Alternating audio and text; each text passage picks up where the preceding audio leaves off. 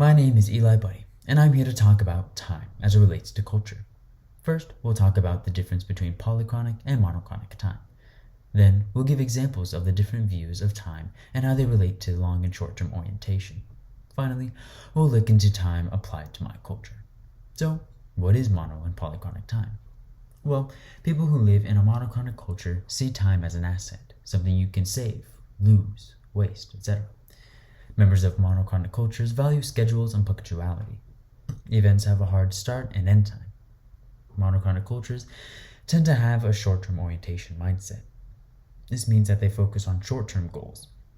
Quick rewards and work relationships are individualistic, focusing more on the work than the relationships with the people. On the other hand, polychronic cultures tend to have a more relaxed view of time. Plans can be flexible and more fluid view of schedules. They take them as a guideline of what might happen during the day. In the workplace, polychronic people focus more on the relationships of the people involved rather than solely on the project itself.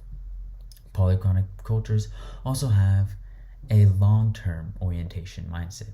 This means they focus on long-term rewards, and the work relationships are more based on relationships rather than just the project itself. And people from monochronic cultures might think that people from polychronic cultures are lazy, but that just isn't the case. It's just a different perception of time and priorities. Now, how time applies to my culture. I'd like to say that I have traits of both monochronic and polychronic time. I was brought up in a very monochronic family. With my dad being in the military, we always had the value of punctuality instilled in us. My dad always said that if you're not 15 minutes early, then you're late.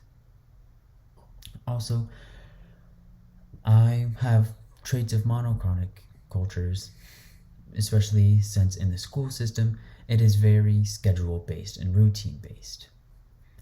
When I was in school, we had the same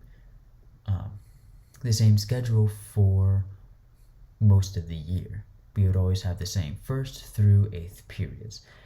It had a set start time and a start and a set end time. And there's not much flexibility in between. But I'd like to think I have polychronic traits as well, because in my free time, I don't like to schedule things out.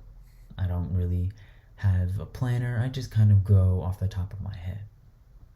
And I like to think of the long term rather than just the short term. Especially when playing video games, I always like to think how this might help me in the future rather than just the here and now. So, in conclusion, monochronic cultures value punctuality, set schedules, and events have a set start and end time. But in polychronic cultures, they have a long-term orientation, and monochronic cultures have a short-term orientation mindset. Polychronic cultures value relationships and have a very flexible view of time, and that is time as it relates to culture. Thank you.